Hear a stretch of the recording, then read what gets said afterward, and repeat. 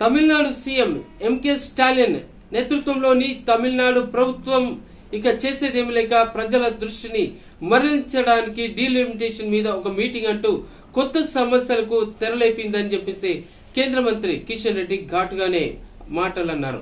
ఇక లోక్సభ నియోజకవర్గాల పునర్విభజన పేరుతోటి దక్షిణాది రాష్ట్రాలకన్నిటికీ నష్టం జరుగుతుందని ఈ అంశం మీద చర్చించేందుకు ఆయన దక్షిణాది రాష్ట్రాల ముఖ్యమంత్రులతోటి ప్రధాన పార్టీల నేతలతోటి కూడా ఒక మీటింగ్ ను ఏర్పాటు చేశారు.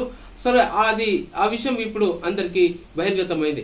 ఇప్పటికే తెలంగాణ సీఎం రేవంత్ రెడ్డి కూడాను ఏపీ మాజీ సీఎం వైఎస్ఆర్ కాంగ్రెస్ పార్టీ అధినేత జగన్ తోటి కూడాను ఈ విషయం తెలిసింది. ఆయన కూడా దీనికి సంబంధించి ఆహ్వానాలు కూడా పంపారు. అయితే ఈ నేపథ్యంలో కిషన్ రెడ్డి స్పందిస్తూ స్టాలిన్ పై విమర్శల వర్షం కురిపించారు.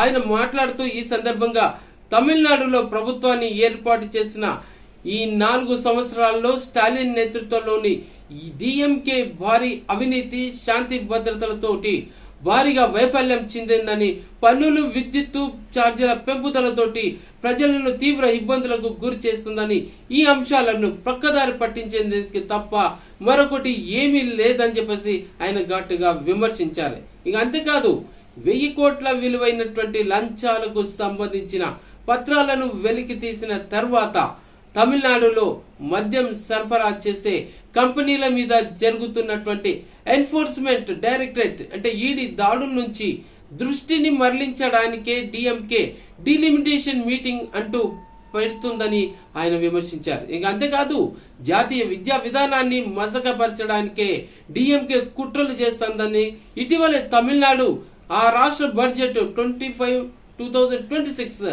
సందర్భంగా రూపాయి చిహ్నం స్థానంలో తమిళ భాషలో RS అని పెట్టి ఇప్పుడు రాజ్యాంగాన్ని ధిక్కరించే పని చేయబోతుందని చెప్పి ఆయన అన్నారు. సో రేపు ఈ తమిళనాడు రాష్ట్రంలో జరగబోతున్నటువంటి ఈ విపత్కర పరిణామాల మీద రాజకీయ పరంగాను, అక్కడ రాష్ట్ర పాలన పరంగాను ఎటువంటి మార్పులు రోజు చోటు చేసుకోబోతున్నాయి అనేది వేచి చూడాల్సినటువంటి విషయం.